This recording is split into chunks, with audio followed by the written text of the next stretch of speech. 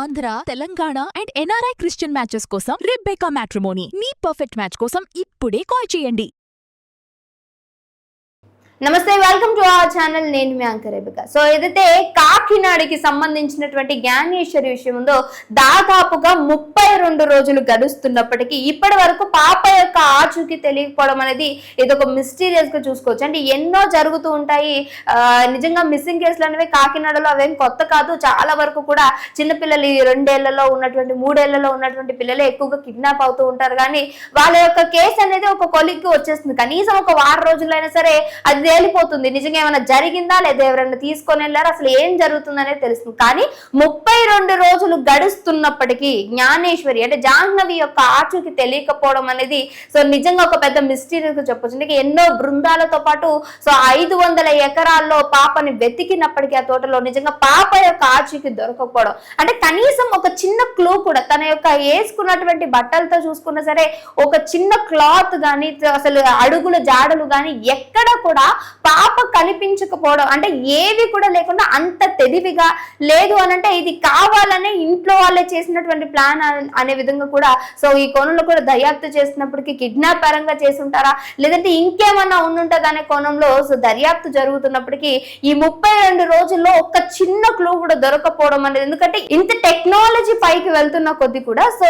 ఈ పాపని పట్టుకోకపోవడం అంటే ఎవరు చేశారనేది కూడా తేలకపోవడం అనేది నిజంగా ఒక మిస్టీరియస్ గానే మాట్లాడుకోవచ్చు. ఇదే క్రమంలో పాపకి వరుస అయినటువంటి తాత అనేటువంటి కోటీశ్వరరావు నిజంగా ఆ పాప తప్పిపోయినటువంటి రోజు ఏదైతే ఉందో అక్కడ ఒక కారు ఒక మిస్టీరియస్ గా కనిపించింది. వైట్ కలర్ కారు, దాని పేరు గుర్తులేదు. కానీ ఆయన ఏదైతే ఈ గత 2 రోజుల్లో వైరల్ అవుతున్నటువంటి వీడియోస్ చూసుకుంటే ఆయన మీడియా ముందు మాట్లాడుతూ కూడా సో ఒక కారు నన్ను ఢీ కొట్టింది, అది కూడా వాళ్ళ ఇంటికి సమీపంలో ఉన్నటువంటి ఒక మార్గం మధ్యలో సో నన్ను కావాలనే ఢీ కొట్టి ఉంటది. ఎందుకనంటే పాప గురించి నేను ఎక్కువగా కూడా మాట్లాడుతూ ఉన్నాను, పాపను ఎవరైనా కిడ్నాప్ చేసి ఉండొచ్చు అనే క్రమంలో మాట్లాడుతూ ఉన్నాను. కాబట్టి ఇదే క్రమంలో నన్ను ఏమన్నా చేయాలను ఎందుకంటే ఆ రోజు ఉన్నటువంటి కారు ఈ రోజు నన్ను ఢీ కొట్టినటువంటి కారు 2 ఒకటే అని చెప్పు కూడా సో ఆయన మాట్లాడటం జరిగింది.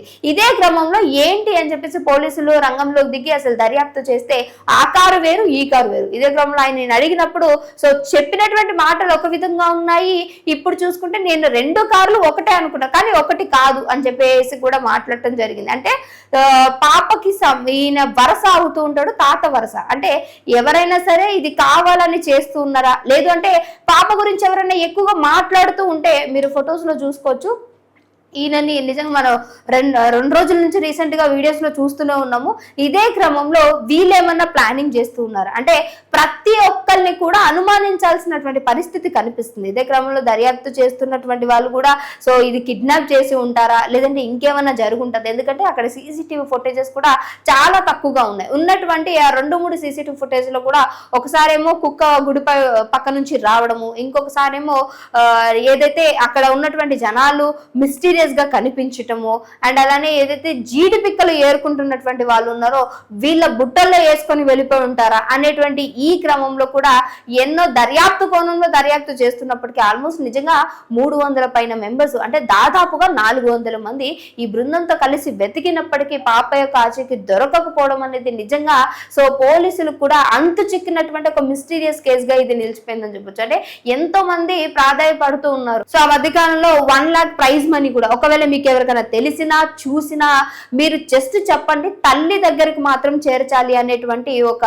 విజ్ఞప్తి పరంగా మిమ్మల్ని అడుగుతున్నామంటూ కూడా నిజంగా ఒక నోటీస్ అయితే రావడం జరిగింది. బట్ దీని ఏదేమైనా చూసుకున్నా నిజంగా పాపని ఎవరు తీసుకెళ్ళి ఉంటారు అనే క్రమంలో ఆలోచిస్తే ఒకసారేమో కుక్కతో పాటు వెళ్ళిపోయింది, సంథింగ్ ఎవరు ఏదో చేస్తుంటే ఇంకా ఫెన్సింగ్ నుంచి చూసుకుంటే అదేమో ఎలక్ట్రిక్ ఫెన్సింగ్, దాని నుంచి అసలు పాప వెళ్ళడానికి అసలు ఛాన్సే లేదు, అక్కడ నుంచి ఎవరైనా లిఫ్ట్ చేసి ఉండొచ్చు అనేటువంటి ఇంకోసారేమో ఈ జీడి పిక్కలు ఏరుకునే వాళ్ళు ఇంకెవరో చేస్తుంటారు, ఇంకోసారి అసలు తల్లిదండ్రులే ఏదో చేస్తుంటారు వీళ్ళు నాటకం ఆడుతున్నారని ఇంకొకరు, లేదంటే వాళ్ళ యొక్క రిలేటివ్స్ లో ఎవరో ఏదో చేసి ఉంటారు. ఇలా ఎన్నో సో మెనీ క్వశ్చన్స్ నిజంగా అంతు చిక్కినటువంటి ప్రశ్నల వర్షంగా ఈ రోజు పాప నిలిచిపోయిందని చెప్పండి. అంటే 32 రోజులు ఒక చిన్నారి నిజంగా కనీసం ఇంత కూడా ఆచూకీ లేకుండా కనిపించకుండా ఏ ఒక్క అంటే ఇన్ఫర్మేషన్ అక్కడ లేదు. అంటే ఎక్కడికి వెళ్ళింది ఏంటి అనేది జల్లెడ పట్టినట్టు పట్టేసినా కానీ మొత్తం అక్కడ ఉన్నటువంటి ఏదైతే 500 ఎకరాలు జిల్లాల్లో అసలు పాప యొక్క ఆచూకీ దొరకపోవడం అనేది నిజంగా ఇది ఒక అంటే ఆల్మోస్ట్ ఇది నేషనల్ లెవెల్లో కూడా సెన్సేషనల్ అయిపోయినటువంటి కేసుగా మనం చూసుకోవచ్చు.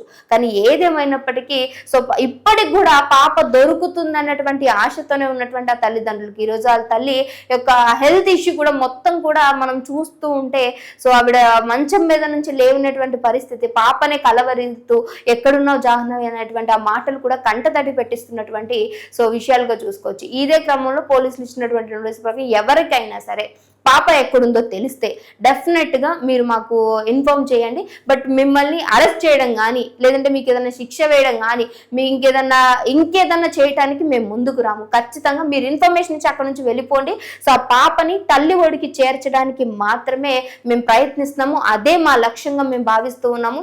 దయచేసి ఎవరైనా సరే కిడ్నాప్ చేసినా సరే మీరు భయపడకండి. మీ విషయం మేము బయటకి తీసుకొని రాము. మిమ్మల్ని ఏమి అనమంటూ కూడా అంటే నిజంగా ఎవరైనా నిందలు చేసినా సరే ఏదైనా తప్పు చేశారు అంటే డెఫినెట్ గా పోలీస్ వాళ్ళ నుంచి మనకు వచ్చేటువంటి అంటే గవర్నమెంట్ దీని రిలేటబుల్ గా ఖచ్చితంగా శిక్ష పడుతుంది. కానీ ఈ రోజు పాపని తల్లి ఒడికి చేర్చాలి అనేటువంటి అది ఒక్కటే లక్ష్యంగా పెట్టుకున్నారు. అందరినీ కూడా ఆశించేది కూడా అదే పాప కనిపించాలి అని. అండ్ ఇదే క్రమంలో ఏదైతే ఇలా మిస్లీడింగ్ లైఫ్ చేస్తూ ఉన్నారో అలాంటివి మాత్రం చేయకండి.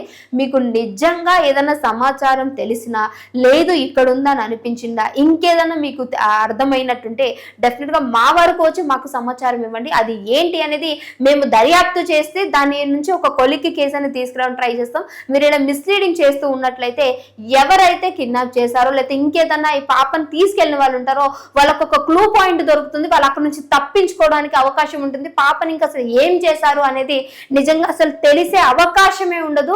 ఇలాంటి మిస్లీడింగ్ చేయకండి. అంటే మీడియాలో ఇప్పుడు కనీసం ఈ సిహెచ్ అగ్రహారం చూసుకుంటే డెఫినెట్ గా ప్రతి ఒక్కరు కూడా మనం నోటీస్ చేయొచ్చు. అందరూ కూడా మీడియాలో కనిపించడం జరుగుతుంది. సో ఎవరికి తోచినట్టు కూడా వాళ్ళు మాట్లాడుతూ ఉన్నారు. ఇదే క్రమంలో మీరు హైప్ అవ్వాలనో మీరు కనిపించాలనో పాప గురించి మాట్లాడటం అనేది కరెక్ట్ కాదు. సో ఈ రోజు చూసుకుంటే కోటేశ్వరరావు చేసినటువంటి ఏదైతే పనుందో నిజంగా ఆ కార్ కాదు అంటాడు, మళ్ళీ ఇప్పుడు అవును అంటాడు. అంటే నిన్నటి వరకు మాట్లాడినటువంటి మాటే ఈ రోజు అసలు కాదు, అసలు ఆ కారే కాదు నేనే తప్పుగా అర్థం చేసుకున్నానని మాట్లాడుతున్నాడు. అంటే ఇవన్నీ కూడా మైండ్ లో పెట్టుకొని పోలీసు వాళ్ళు ఇచ్చినటువంటి ఏదైతే ఉందో నిజంగా ఎవరికైనా సరే మేము మా మీడియా నుంచి కూడా మిమ్మల్ని అంటే మీ వరకు వీడియో వెళ్తుందో లేదో తెలియదు కానీ డెఫినెట్ గా ఒక్కవేళ ఎవరైనా పాపని కిడ్నాప్ చేస్తున్నా లేదా మీ అవసరాల కోసం పాపని తీసుకెళ్లిపోయినట్టున్నా డెఫినెట్ గా వాళ్ళ తల్లి వరకు కలిసే పాపని చేర్చాలంటే మీ వరకు ఎవరు కూడా సో అది పోలీసు వాళ్ళు కావచ్చు ఇంకెవరైనా సరే ఒక్క మాట అనేటువంటి పరిస్థితే ఉండదు. కాబట్టి ఖచ్చితంగా ఒకవేళ మీకు వరకు పాప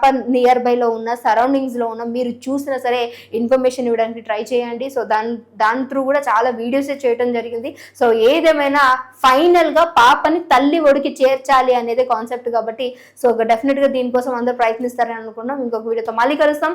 అంతవరకు చూస్తూనే ఉండండి ఆ ఛానల్.